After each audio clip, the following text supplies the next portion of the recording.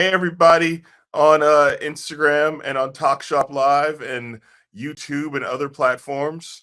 Welcome to me and Adam talking about our new book that comes out. When does it come out, Adam? It comes out October 27th.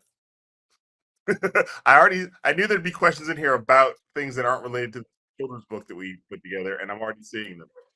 I'm so tempted to answer these questions. I believe that the reason that we are going live today is because today is rock, paper, scissors day. And our book is called Rock, Paper, Scissors, Cheese. Is it Yes, not, Kamau? it is. It is. It is. Our book, our children's book that we have written, that we've co-written together, called Rock, Paper, Scissors, Cheese. And if you order it while we're on this live right now, you get an autographed book plate, so you can put it in your book. Yes. So, hello. I see some Canadians in here. Hello. Was it Tilda from Canada? Hello, Margaret. Michael Breed, 04, big fan. Looking forward to seeing at our conference in Oakland soon. Sure. Somebody said, Margaret says, why cheese? Well, that's what you have to read the book for. Should we talk about the general concept of the book? Yes, please. Let's do that. All right. So, there's right on time 11 said, what is the premise of your book? That is a great question. Also, everybody here is from Canada. I'm glad relations have not deteriorated between our two nations so much that Canadians have turned against you, Kamau, because none of this is your fault. I like to think that. Yes. So the book, what is the book about? Adam, as you know, or you may not know, and I'll tell you right now, is a author of many different things, scripts and children's book. Most famously, Adam wrote the parody of a children's book. We can call it that, Adam. I think so. We're all adults here. Oh wow, Go the Fuck to Sleep. So Adam wrote the book Go the Fuck to Sleep. I saw you on Rich Eisen talking about that book. I was pretty jealous that you were on Rich Eisen. We should go back on there for this book. That was a lot of fun.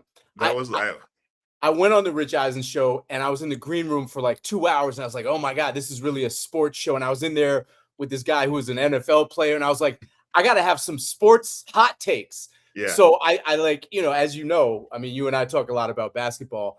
I was like, what are my basketball bits? I might have even been texting you from the green room because I really felt like I needed basketball bits. And I came up with all these basketball bits. And then we just talked about Go the Fuck to Sleep. And I was... No, he needed a break from basketball bits and sports bits. And he wanted you to just talk about your book. That's what I noticed.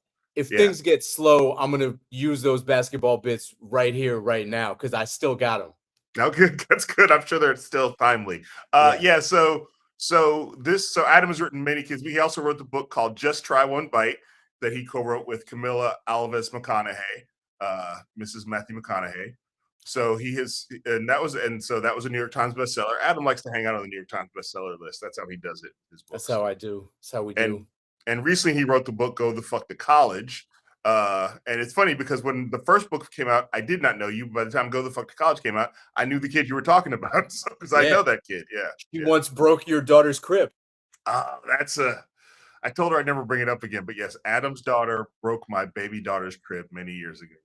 To be clear, when my daughter was like 9, this happened. Oh yeah, she was. I think. Yeah, we were at Kamau's house. We were hanging out. And she had a friend with her for some reason. Hey, Kamau, can Viv bring her friend? Yeah, sure. Yeah, sure. What's the worst that could happen? Yeah, we're all hanging out. We had dinner, and we didn't know each other like that well. This might have been one of the first times that we hung out as families. Yeah. And I go home, and Viv is having a sleepover with this other kid, and I get this call, and Kamau's like, "Hey, man, this is a weird question, but were Viv and her friend in the crib for some reason?" And I was like, of course not, Kamau. What would 2 9-year-olds be doing in a crib? And I was like, please hold 1 second. And I go and I'm like, hey, Viv, you weren't for some inexplicable weird reason in the crib, were you? And Viv got this look on their face. And I was like, oh God. It's like, yeah, Kamau, I think maybe they did break the crib. I heard her weird look on your face because I heard you go, Viv, you weren't in the crib. I heard your parent reaction of like, I can't believe I'm gonna have to tell this guy that you broke his baby's crib.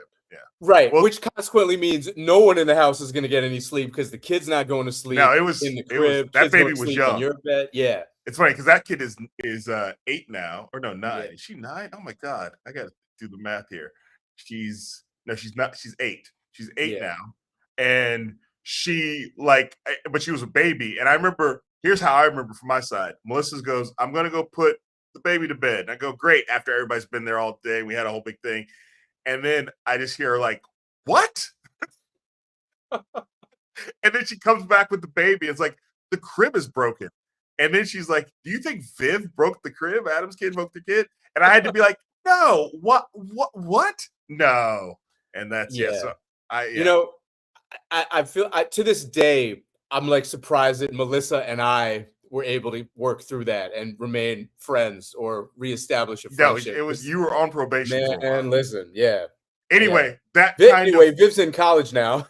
Viv's in college now. But anyway, people asked, how did this collaboration come together? It's because we know each other. We both live in the East Bay area of California, and we have spent a lot of time together independently. We worked on this together and as a family. And this book is our first book together. Just to remind you, if you do want to order the book, if you're on, let me see, if you're on Facebook or Instagram, comment the word shop, SHOP, to receive your link in your DMs to order a signed copy. Or you can comment shop, yeah, shop here on Instagram. There's also on YouTube, there's another way to do it if somebody will remind me. But yeah, so this book came about because we've been friends and collaborators professionally on different campaigns for years. We're just dads who go out to breakfast sometimes. When I moved back to the Bay Area in 2014, I met you very shortly after I moved back, and I was sort of trying to figure out how does this work to be a dad in East Bay? And you were one of the people I learned about being and also to have a professional career that takes you outside of the East Bay a lot. And so yeah, we were friends, and at some point, we've done lots of little things together and bigger things together. And it was your idea to be like, we should write a kids book together. I think as it went so well with you thought you can do as well as Camilla Alvis McConaughey. Let me, without going into too much detail about that collaboration, I'll just say that this one is very different than that one. Um, it's more, how would you say, collaborative for one Yeah, thing. well, I'm not saying nothing. I would not say We'll nothing. leave that alone. Yeah, I thought it would be fun. You know, as you said, Kamau, you and I have collaborated a lot. You're one of the people that I enjoy collaborating with the most. And I also feel like I'm always roping you into stuff. I'm always like, hey, you know, somebody should make an ad for Father's Day about reproductive rights. And you're like, that's a great idea. And I'm like, cool, because I wrote it and it And you're stars in it. you, And and you're we're in it. shooting it on Friday, and I need you Yes. on set by 8 a.m. Yes. So I figured that this would be a bit of an apology for all the work that I've made you do in the past for no money, but for good causes. Mhm. Not that you don't do work for good causes without my intervention. You do much more of that than anybody I know. It's really, I don't want to act like I'm the one making you do the things. You do the things on your own. But yeah, the idea that I think we both had was that a kid's book should be, above all other things, fun. It should be like a Mhm. romp. It should rhyme. What's a kid's book that doesn't rhyme? Anybody can do that. Um, and so, if I recall, we went out for lunch, which is unusual because, well, we're more of a breakfast duo than a lunch duo, but we went out for Sure. lunch and we started talking about kind of family dynamics. We started talking about you and I both have 3 kids, or like Yeah. we each have 3 kids, I guess is what I should Yes. say. Yeah, we don't collectively have 3 kids. We collectively have 6 kids. Yeah. And we started talking about the particular thing that happens on like a rainy day when everybody's trapped in the house and cooped up and driving each other insane. And the idea of how you can kind of like snatch victory from the jaws of defeat in a situation like that, where everybody is going to murder each other if somebody Mhm. doesn't come up with a creative idea. Yes. Um, so we based the book on your 3 daughters and your wife and your mother and you. Um, and the premise of the book is that your youngest kid, Peanut, is maybe the most anxious of all and just looking for something to get into, and remembers the classic game rock, paper, scissors, and Yes. starts trying to play it with her middle sister, her older sister, but keeps losing because I don't know if you've ever experienced this, those of you listening, but like if you have kids and you have a younger kid and a kid who's a few years older, it doesn't matter what game they're playing or what the rules are. the older kid always wins because they just understand the way their younger sibling thinks so well. So even something like rock, paper, scissors, which is essentially random, if you have like a 7-year-old and an 11-year-old, the 11-year-old will dominate because they can actually read the 7-year-old's mind. So the book begins with this kind of thing between the two kids. But before you know it, the game is kind of like escalating and becoming something much weirder and much more absurd. So instead of just rock, paper, scissors, your oldest daughter, steps into the game and starts to explain like an expanded version of the game, which is based on something my family plays. So, you've got rock, paper, scissors, but you've also got Coyote. This is Coyote. You've got Hitchhiker. Lean into the Instagram. We can't see the Coyote. Oh yeah, I'm having trouble. This is Hitchhiker. This is Coyote. Yeah. So like, paper beats Hitchhiker because it's an unpaid parking ticket, for example. But Hitchhiker is defeated by Coyote. Scissors, Coyote beats Scissors, etc. But from there, it just expands and expands and expands. So at one point, Melissa tries to play like rock, but like this kind of rock, like rock and roll. Nobody's feeling that. But then people just start like freestyling and improvising and grabbing things. So like the game just kind of goes bonkers.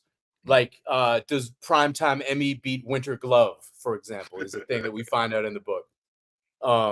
So yeah, it's a really fun book that we had. So to answer some questions, so somebody said, "What ages is the book for?" It is a picture book, so it is for kids who are learning to read, or you can read it to a baby because babies like pictures. But it is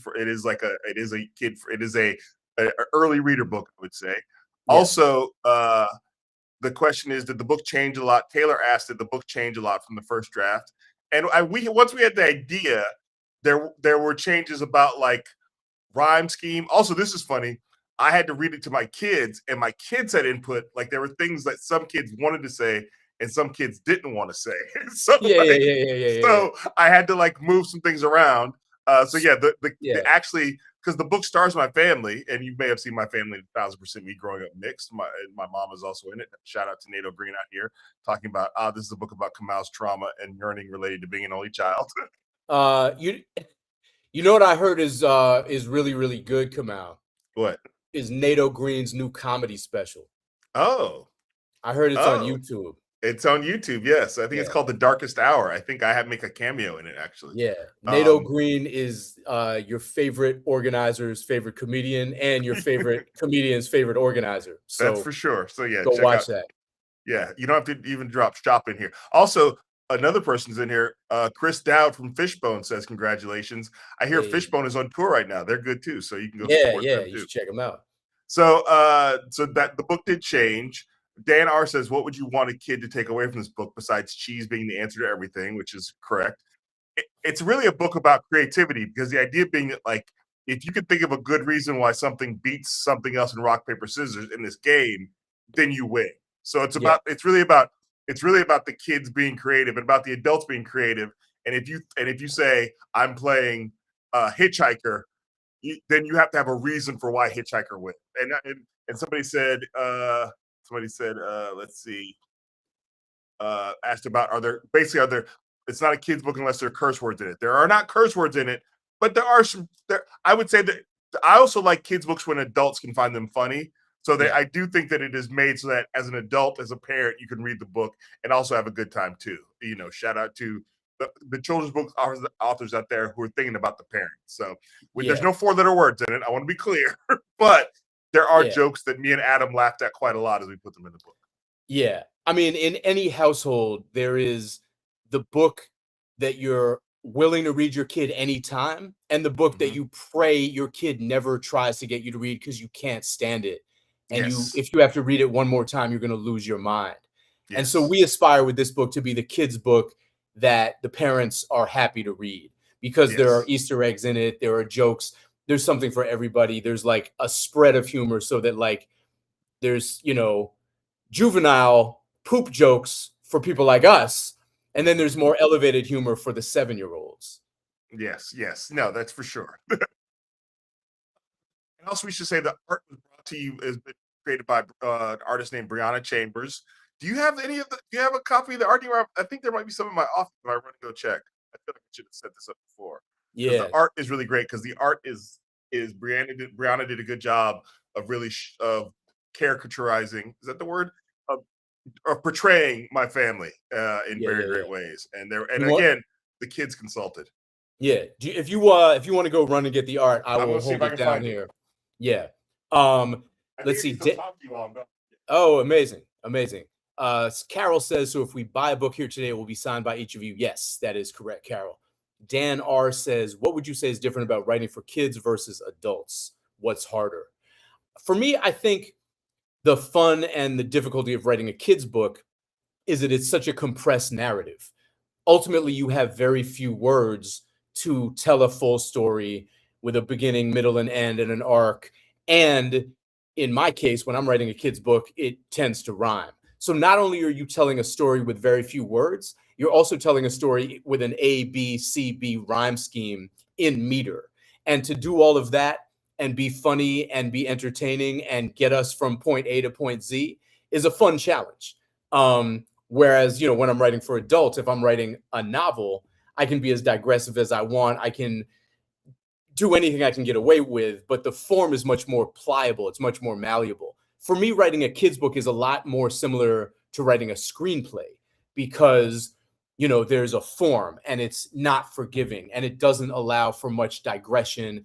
You have to sort of relentlessly move things forward. So for me, like any set of parameters that I'm given as a writer, I'm going to try to have fun with and figure out how to be as innovative as I can with and bend the rules as much as possible. I'm just talking now while Kamau seeks out the book cover. I can stop at any point when he returns.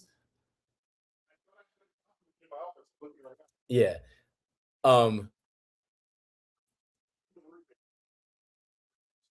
yeah, yeah, yeah. We can read the book though, even if we can't locate the cover, right? We both have a copy of the book that we can Yes. read some of. Should we do that? Yes. Yeah, let's do that. I'll be back in about 45 minutes. Yeah. That's Adam's like, that better I'm be gonna doing start it. reading. All right. Hey, there he is. Should we just go you go page for page? Yeah, we can do that. We can do that. All Hold right. on, Why don't you let me pull it up.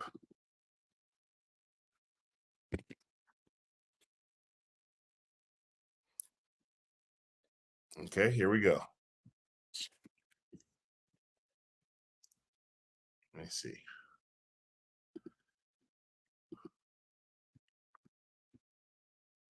Who starts? Me or you? why don't you start? All right. Get that.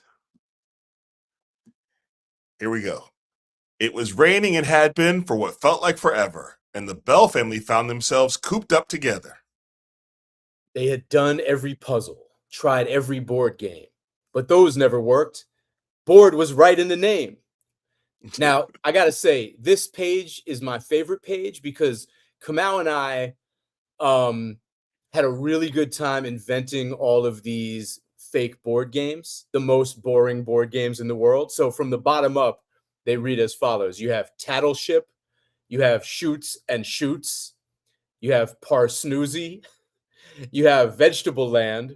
It's like Candyland, but with vegetables. You have the game. You have a game we like to call Tax Accountant.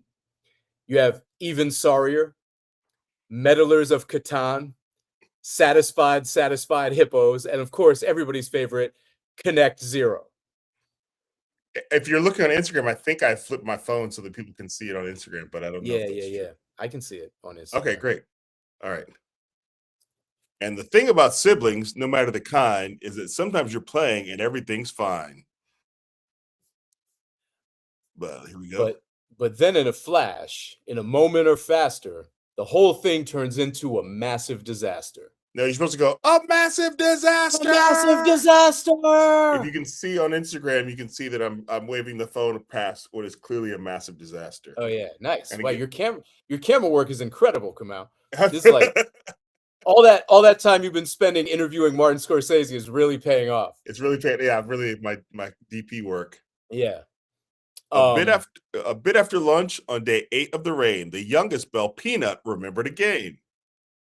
Sometimes she thought nothing else quite delivers, like the old school fun of rock, paper, scissors. Her middle sis Juno was engrossed in a game informally known as Drive Mama Insane. My wife really liked that line because that's true. Yeah. So Peanut crept up right behind Juno's chair. One, Two, two, three. three, shoot! Sorry, did I step on your line? No. I was getting into it. Oh. 1, 2, 3, shoot! She screamed out of nowhere. She played rock, Juno, paper. Peanut bellowed. No fair. This image right here for people who can see on Instagram and who are looking on that. This image I had to bribe a child to make sure that it all worked out. This was a couple trips to the candy shop. Nice. They played it. Yeah. We keeping it going? Yeah. All right. Go ahead. They played again, and Juno's paper beat rock. Peanut collapsed to the floor and in shock yelled, "You must be cheating. You win every time." And then "I'm not cheating," said Juno. "I can read your mind." And that is a classic Juno look on her face right there, if you can see the book. Yeah, so there you go. Mm-hmm. Peanut stood up, and the house filled with silence. In these situations, she usually chose violence. That's a But favorite line from Peanut. Yeah, accurate too, I can say. But right at that moment of impending doom, the oldest Bell sister traipsed into the room. "Hey, Turkey," she said, in a voice like a song. "I have to tell you, you're playing all wrong." One thing I want to say about the book that Breanna really did a great job working on, because the girls also, we really worked hard to make sure that everybody's skin tone reflected their actual skin tone as close as possible. It can be easy in books like this to sort of, especially in a mixed race family like mine, you could sort of say that like Peanut and Sammy have the same skin tone, but they really don't. Juno is very light skin, and you could say she's the same skin tone as her mom, but she really isn't. Me and my mom even have different skin tone. So we really worked hard. If you look at this all very, very proud of that. Yeah, yeah, we did. We did work hard on that. Are we? Is that enough? Should we read more? I think that's enough. We got it. Cool. Let's see. Oh, they can see it, but backwards. Yeah. Okay. Well, I do what I could. It's backwards. Yeah. That was fun. Backwards is cool. Yeah. Harry A wants to know, after working together, do you think you'd do it again? That's a big yes from me, Kamau. I'm just gonna put it. I'm not I'll be the first one. I'll be the first one to say it. I'd work with you again. Oh, thanks. I appreciate it. I feel so complicated. I feel like Adam never lets me stop working with him. There's always another thing. So he's probably already got 4 other things he wants us to do Yeah, you're not together. wrong. He's always got a plan. Yeah. You're not wrong. Yeah, so I would say this as a parent who has 3 kids, who are the oldest is now, in high school, and that I've read a ton of kids' books. So I had a lot of thoughts about what a kid's book should be. Actually, next week on my podcast, I'm interviewing Mo and Cher Willems. Oh, amazing. Yeah. And one thing I said to him is what I said to Adam when we started working on this book. I was like, well, it's got to rhyme because we're not Mo Willems. I feel like Mo Willems can get away without rhyming because he's Mo Willems. But but I felt like as a parent, I really enjoy when children's books rhymes, and when they don't rhyme, I'm sometimes like, are you just being lazy, author of this book? So I really did want it to rhyme. So there was a lot of thought put into this, a lot of work put into this, and also in the present state of the world, I just wanted something that was fun but also reflected my family. So we could have done a book that was more intense, but it really just wanted that was fun and reflected the kind of books that my kids like to read. Yeah, exactly. I mean, I think both of us do enough work that is serious, yes, and that is weighty and tries to affect change in the world. Sometimes change in the world just means like your family surviving 8 straight rainy days without murdering each other and coming up with a new game. Like sometimes that's enough. Yeah. So I would also say, somebody said, "What books are you reading right now?" I am in the position where people ask me to interview them when their books come out. So sorry. I got to stat. Yeah, I've done it for you. So I've been guilty of that on numerous occasions. Yeah. So I have to. There's a bunch of books I have to read now, but I'm happy to read. I don't say yes unless I want to. But Colin Kaepernick's book is a book that I'm about to read. Nice. His new book is coming out. The paperback edition of Robert Reich's book, Coming Up Short, is a book that I already read, but I'm doing an event with Robert Reich. And then somebody else, a couple other people. Oh, and Dave Zirin's book. Oh yeah, Dave Zirin has a book that's coming out that he just emailed me as I'm sitting here. So there's a lot. Yeah, so Dave Zirin, who has a book about Howard, about Howard Zinn. Yeah, yeah. yeah, So yeah. I'm also Dave. Also, I think just sent me that book. I'm looking forward to reading that as well. I feel like there's about a 90% chance that either you or I is going to end up interviewing Dave when he comes to the Bay. yeah, Um, Yeah, I just read. I also, I mean, I'm lucky enough that people send me their books, friends and other people who want to be in communication, dialogue, do an event mhm, together, whatever. So, or want a blurb. You know, blurbing is this like arcane practice that we still engage in. It's hard to feel like there's a way to do it in a dignified way. Because yeah. like asking an author for a blurb, blurbs, for those who know, are the little quotes from other authors that you see in a book. Hey, this book is great. W. Kamau Bell, you know. Um, but like it's hard to, essentially when you ask somebody for a blurb, you're like, hey, I really respect your work so much that I'm going to ask you to put it aside for about a week so you can Yeah, read my book and yeah, publicly praise me, you yep, know? yep. Um, And it's it's I'm gonna bug you over and over again until you get the blurb that you promised to give me. Exactly. It's uncouth and Undign- unsavory, and we all have to undignified. undignified. It's hard to Yeah, imagine it happening back in the day. It's hard to imagine that like Hemingway was calling, F. Scott Fitzgerald and being like, "Hey, if you're not can I get a busy, blurb? you think I can get a blurb?" That said, I just read and blurbed a great book called Three Gs by Tamer Nafar, founder of the Palestinian rap group Damn, and it's a really interesting book. It's an imaginary memoir, so it's sort of like his father's story, his story, and his non-existent daughter's story. And I Oh, really nice. enjoyed. It's a good book to blurb. Yeah, Dave's book is up next on my shelf as well. My friend Somebody asked. Wendy. Yeah, go ahead. Somebody asked a couple questions. Have you asked your kids about what they might like to read about? I mean, my kids, we go to the bookstore regularly, and they all have a very different interests. My youngest kid is all about animals and animal biology, and is really curious about how the world works. And told me she wants to be. She's like, I'm not sure if I want to be an animal biologist or a comedian. I was like, you could be a funny animal biologist. Save yourself the strife. Yeah, you could. Um, Were you like, one of those jobs you get a W-2, yeah, and the one of other. those jobs comes with insurance. Uh, and then somebody said, "What were your favorite kids' books to read to your kids as they grew up?" You should answer this too. I just want to answer this real quick. So I just found out the thing that happened to me also happened to my oldest daughter.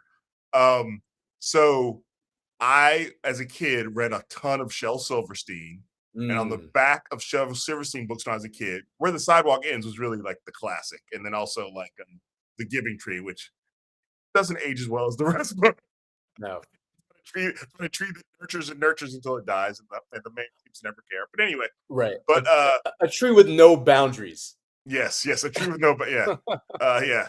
But on the back of those books when I was a kid was a picture of a bald-headed, bearded Shel Silverstein Yep. that I assumed was a black guy, even though his last name was Silverstein. But then I also grew up in the era of Whoopi Goldberg. Hey, Pat Finnerty, you're here. When are you gonna start? When are you gonna make some more videos, Pat? Um, and Sammy just, and I later grew up and found out he was Jewish and not black at all. Not that you can't be black and Jewish, Adam. You can take that question, but then Sammy just told me recently, my oldest daughter, that she also thought Shel Silverstein was Jewish based on me reading her those books. So it keeps the confusion keeps going. So I was happy to know that she was just as confused about Shel Silverstein as I was. Yeah. Those were the eras of full bleed back photos of Yes, authors, yes. and yeah, they were in black and white. And Shell's Well, ambiguous looking. He could be yeah, no, anything. and a lot of Jewish heritage comes from very similar parts of the world as a lot of African heritage. So it's not, but it Absolutely. is just funny to me that I thought, oh, that's weird, and then I saw that it happened to my kid too, and I felt, Yeah. should I have told her at some point? But then also we read, as I've said before, my kids read a ton of Mo Willems books, but also just a ton of like, I'm trying to think of, Sandra Boynton, who's another OG Yeah. of the children's book, like board books for like little kids. Yeah. Sandra Boynton, as a parent, I mean, I think Sandra Boynton's hilarious, and not just the board books, but like we had this like comic book style book that she did all about cows, but it's like it's like 800, it's like 80 pages of different sort of, it's like if the Muppet Show was a book and it was about Sandra Boynton's cow characters, that's what it would be. It's like one sort of skit after the next. It's hilarious. And then my friend Dave Barry, who's another collaborator of mine, he told me in what I felt was a huge flex that he and Sandra Boynton are friends and like exchange actual letters. And it made me very envious because I want a letter from Sandra Boynton. Yeah. Also Vashti Harrison. We heard a lot of Vashti Harrison's. She was like books when we were coming up. I'm just trying to think of other. I mean, for slightly older kids, a couple of the books that I've really, really enjoyed reading to, and then with my oldest daughter and now my 9-year-old who's like getting up there in her reading, The Pushcart War by Jean Merrill, which is like a young adult book. It's classic, super. It's about a small scale war. I bet Nato Green knows that book. It's about it's presented as a history of a very small scale war between the pushcart peddlers of New York City and the truck drivers of New York City, and it's brilliant. I won't go too far into it, but it's incredible. All my kids have loved that book, and another one that all my kids have loved is From the Mixed Up Files of Mrs. Basil E. Frankweiler by E.L. Konigsberg, about 2 kids who run away from home and live in the Metropolitan Museum of Art. Oh, wow. Yeah. Just the other day, not that it's a book, just the other day I've caught my youngest one watching Night at the Museum, which was just a funny, like, that book is like that movie's now a movie. That it's just funny to think of that movie being a movie that my kid is like just watching on her own. But should we take another question or two? Yeah, let's do that. Let's see. Tyler said, what was the process of writing the book? Did you get together in the same room, Zoom, email? Also, Kamau, we're supposed to tell people that they can comment shop for links via DM to order the book with the autographs that come if you order the book while we are on this Talk Shop Live. So you can comment shop on Facebook or on YouTube, Instagram. I think. Instagram. On Talk Shop Live, you can do something else, I think. Well, on Talk Shop, you can just order it directly from Talk Shop Live. I think the link is right there. And also on YouTube. YouTube. So what did we do? We were mostly in the same room, right? Yeah, and I think the funny thing is that the day we talked about the book, I got home that night and you sent it to me. You're like, here's the first draft. But then in classic Adam fashion, 5 minutes later, don't look at that one, look at this one. That's how never look at the first draft of anything Adam sends. There's always it's true, because I press send too early, or I press send and then I'm like, let me take another look, and then I tinker and I edit and I make little changes. You probably should immediately trash the first and second version of anything I send you, because there's gonna be a third version. No, that second version wasn't the last version. I just always like the fact that the first version is never. I don't even pay attention to it. No, you shouldn't. Harold the Purple Crayon. Somebody just put that's that a good one. Dan Pasternak. I just was on a Zoom with Dan Pasternak like an hour ago, and look how your friends support you. Shelf Silverstein. That's amazing. Shelf Silverstein. That's Dan's a very funny comedy person in the world. Nice. So comment shop so you can be sent these links. We do want the book to come out of the gate strong, and if you're not a parent, it's also just good to have some books around for when people around you have kids and you don't have to go to the store and it'll be autographed, so that's cool. So again, comment shop and you will get this book signed, sealed, and delivered. It's yours. Wow. Stevie Wonder reference. I do what I can. Yeah. I do what I can. Yeah. So this is the book comes out again. Comes out October 27th. Am I right about that, Adam? You're right about that, Kamau. So today is August 27th. So we got 2 months. Am I right about that, Adam? That the math checks out there as well. You're killing it. You're 100% on the math tonight. The math is mathing. So let's see what else. And so some Herbie, who's been coming a lot. Hearts and hugs to you both and to all here. Do you know Herbie? No, but I mean, listen, nice I'm a fan of anybody. I'm a fan of Herbie Hancock. I'm a fan of Herbie the Love Bug. Herbie, is there a third? I was gonna say, I think that's all the Herbies. This is the third Herbie. I'm assuming those first two Herbies are for Herbie Hancock and Herbie the Fair. Love Bug, but what do I Fair. know? Yeah, books coming out. We thank everybody for being here with us tonight. I have been gone all summer, so I haven't actually, seen Kamau in person, but I'm coming home.